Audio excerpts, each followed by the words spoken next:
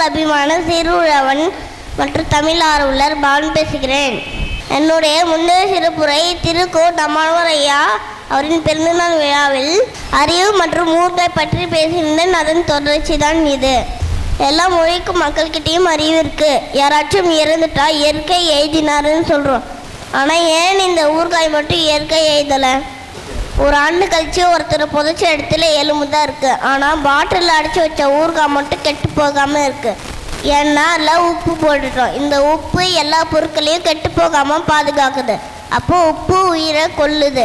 மீனை பிடிச்சி உப்பு தடவி வச்சா அது கருவாடாக ஆகுது. அதை வருஷம் பூரா வச்சு சாப்பிட்றாங்க. அப்படி ஆனால் மூட்டையாக யூரியா, பொட்டாசியம், அம்மோனியம் சல்ஃபேட் எல்லாத்தையும் கொட்டி நம்ம மண்ணை கருவாடாகவும் உப்பு கண்டமாகவும் ஆக்கி வச்சுருக்காங்க. இதுதான் ஐயாவோட அறிவில் வந்த ஞானம். அதை எல்லாருக்கிட்டையும் சொல்லிக்கிட்டே இருந்தார். அறிவியல் வளர்ந்துருக்குன்னு சொல்கிறாங்க. ஆனால் அறிவியலை நம்ம வாழ்க்கையில் பயன்படுத்தலையே.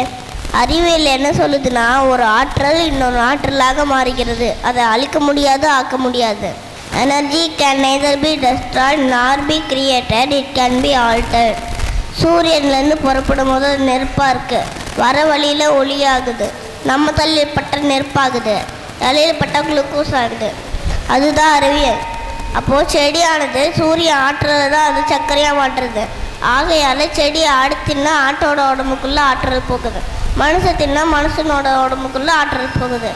இவ்வளவு தான் இயற்கை. இயற்கை நம்மளுக்கு நல்லது தான் தருது. நாம் தான் அதை பயன்படுத்திக்கணும். தங்கங்களா, உங்களை வேண்டி கேட்டுக்கிறேன். அடுத்த தலைமுறைக்கு நாம் நஞ்சில்லா உணவு கொடுக்க வேண்டும். வருங்கால சந்ததியருக்கு நாம் சேமித்து வைக்கும் மரபு விதைகளை பொக்கிஷம். விவசாயம் காப்பும் விவசாயிகளை போற்றுவோம். வாய்ப்பு அளித்தமைக்கு நன்றி கூறி விடைபெறுகிறேன். நன்றி, வணக்கம்.